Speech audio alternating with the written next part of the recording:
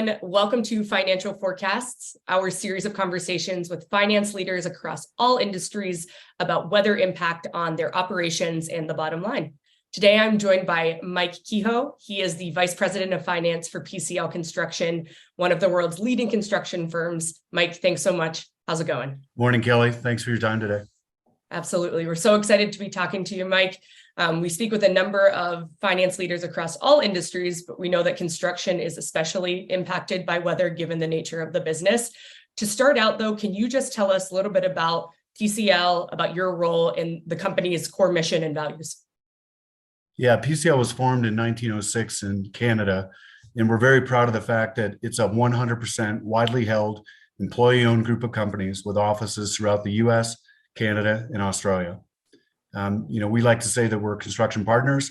We're passionate about what we do, and we're passionate about our partners' success. We pride ourselves on being solution providers. I've had the opportunity of being with PCL for 22 and a half years, and I oversee PCL's accounting and finance operations in the US. I also have the privilege of sitting on the company's main operating board and its investment committee. Our core values that we think are very important to how we run our business are honesty, integrity, respect, dynamic culture, and passion. And we try to bring that to our services every day. Fantastic. Thanks so much for that. I think it's really important background as we dive into the rest of this, Mike. So talking about weather impact, we know that there are a number of operational disruptions to construction. It's not just weather, but weather is a really top one. And so from your perspective, high level, like what are the most significant impacts, starting with the financial, that weather has on the industry right now? Yeah, the most significant impact from my perspective is schedule delays. When weather delays a project schedule, it exposes us to increased cost, both from a general conditions perspective as well as for potential liquidated damages. Delayed completion affects our clients as well. They have financing on projects. They have delivery dates. They have opening dates that are planned for hotels and restaurants. So really, schedule delays are probably the most important part of it. Weather also affects supply chain disruptions and overall material availability. So our ability to get materials on site and installed into the project are incredibly important. Another impact affects our projects from a weather perspective are damage repairs. And a really important example is what happened with Hurricane Ian. Right now, we're doing about $150 million worth of repair work for one of our clients on a number of projects in Naples, Florida. And we love to do the work, but it's very difficult to do it and certainly very hard on our client. Weather also affects our productivity, and reduced productivity reduces our ability to make money for our employee shareholders. And weather also affects, kind of scope rework and the effects of not being able to do the job properly. Definitely. I'm interested to hear more if you can, Mike, on the Hurricane Ian side. We know that really had a devastating impact on, not just commercial, but residential properties. Can you talk about the type of damages on that project that you're working on?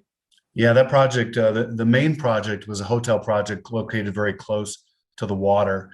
The storm surge ended up washing out the first floor of the entire operation. And on that first floor were all of the electrical and mechanical capabilities for the hotel. And that had to be completely replaced.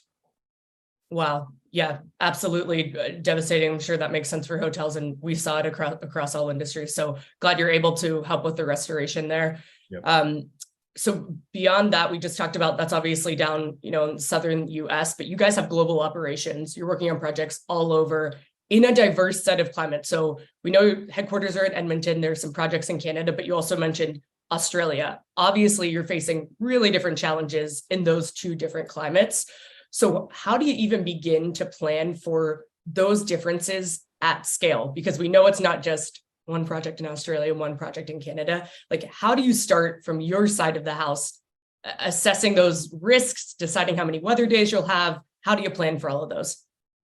Yeah, I mean, with 116 years of construction experience, we certainly have a good understanding of how to work in a variety of climates. We work from, the north end of Canada, from Yellowknife, Canada, all the way down to the south side of Australia. That experience helps us to prepare and plan for, weather events and the climates that we work in. We try to build weather events into our overall project schedules. We try to adjust labor productivity rates accordingly. And we try to take the appropriate measures to make sure that we protect our employees and our projects from the effects of weather.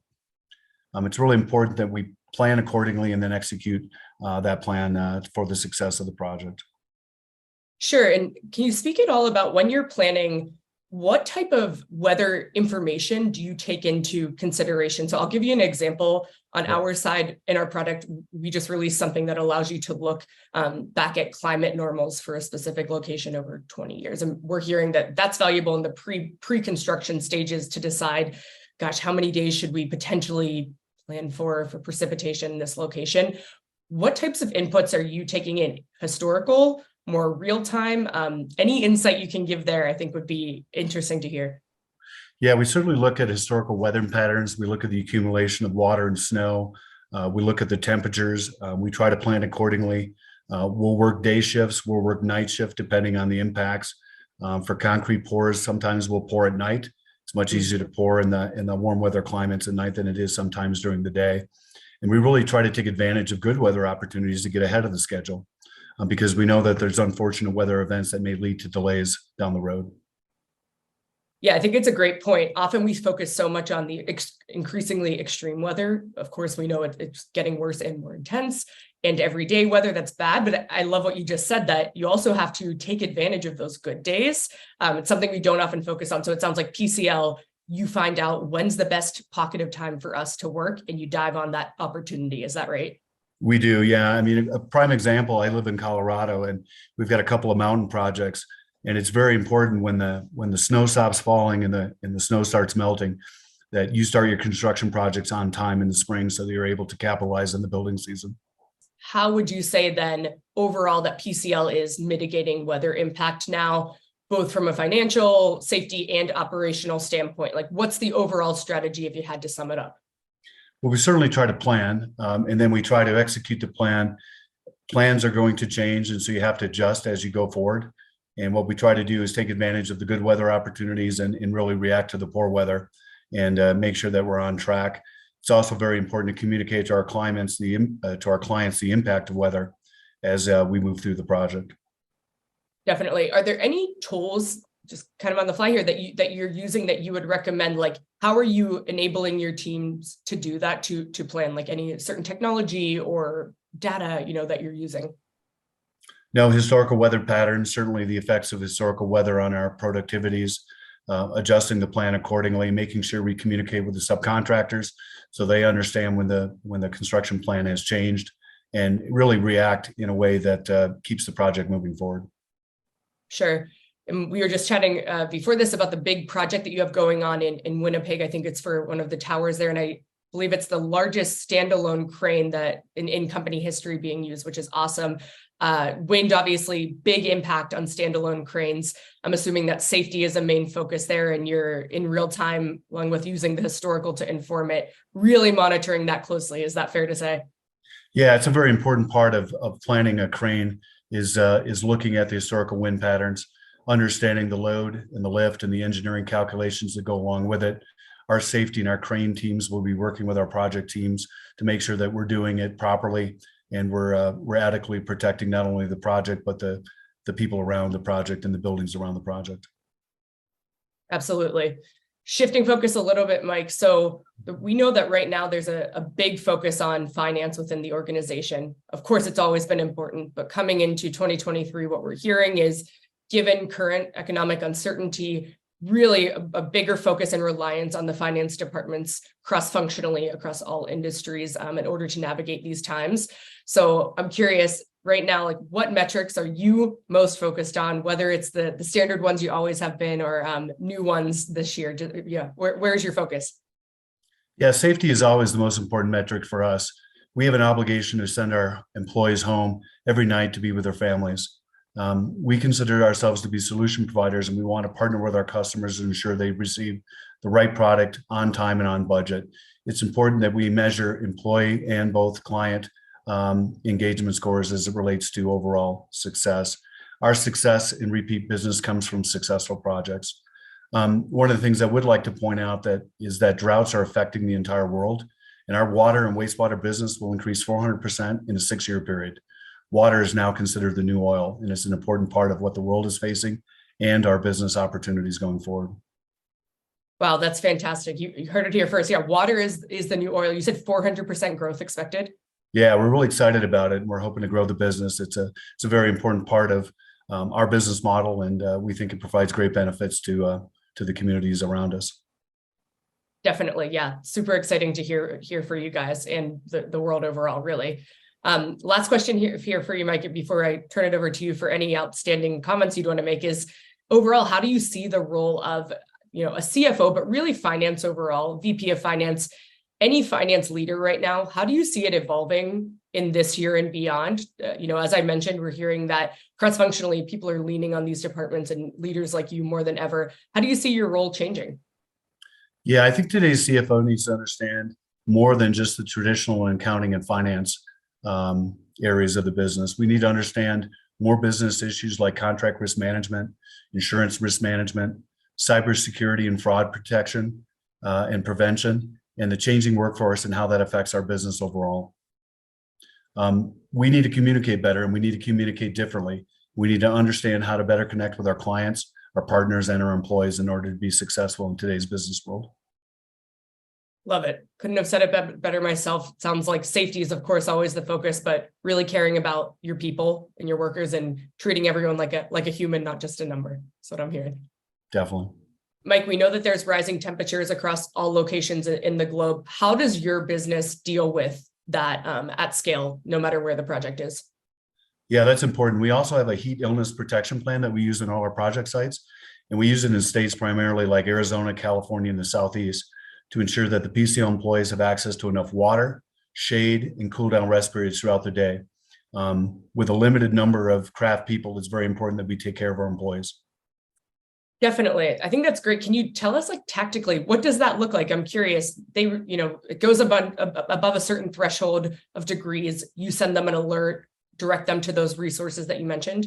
Yeah, we monitor the temperatures on the job sites. We make sure that we have both water and shade stations available. We encourage employees to basically put down their tools and take a break if they need to. They need to manage their own health as well as how we manage it. And we want to make sure that everybody goes home safe at night. So it's important that we manage the issues related to heat exposure and heat exhaustion. Okay, great. And on the flip side of heat, how does PCL deal with winter weather in the operations generally? Starting a project in the middle of winter is very difficult, especially if all of your productivities and your construction plans are geared around warmer weather.